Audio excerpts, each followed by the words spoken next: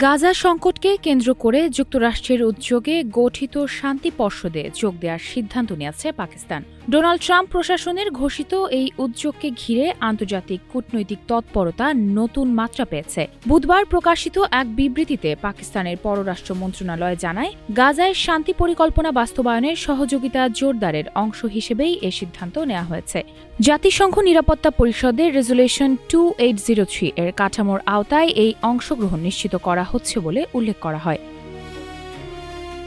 বিবৃতিতে আরও জানানো হয়, ট্রাম্প প্রশাসন গত সপ্তাহে বিশ্বের একাধিক দেশকে প্রস্তাবিত শান্তি পর্ষদ ও সংশ্লিষ্ট সংস্থাগুলোতে যুক্ত হওয়ার আমন্ত্রণ জানায়। এসব কাঠামোর ওপর যুদ্ধ পরবর্তী গাজার পুনর্গঠন ও প্রশাসনিক ব্যবস্থাপনার দায়িত্ব ন্যস্ত করার পরিকল্পনা করা হয়েছে।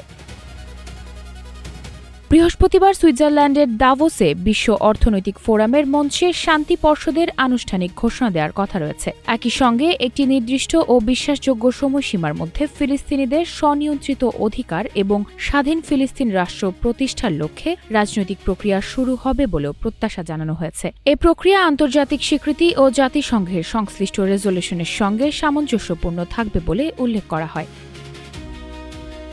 এদিকে বুধবারই ইসরায়েলেও শান্তি পর্ষদে যোগ দেওয়ার আমন্ত্রণ গ্রহণ করেছে। প্রধানমন্ত্রী বেনিয়ামিন নেতানিয়াহুর দপ্তর থেকে জানানো হয়, ডোনাল্ড ট্রাম্পের আহ্বানে সাড়া দিয়ে নেতানিয়াহু বিশ্ব নেতাদের সমন্বয়ে গঠিত এই শান্তি পর্ষদের সদস্য হিসেবে যুক্ত হওয়ার সিদ্ধান্ত নিয়েছে। গাজা ইস্যুতে এই বহুপক্ষীয় উদ্যোগ মধ্যপ্রাচ্যের রাজনীতিতে নতুন সমীকরণের ইঙ্গিত দিচ্ছে বলে মনে করছেন বিশ্লেষকরা। মাইশা মাহমুদ, নাগরিক প্রতিদিন।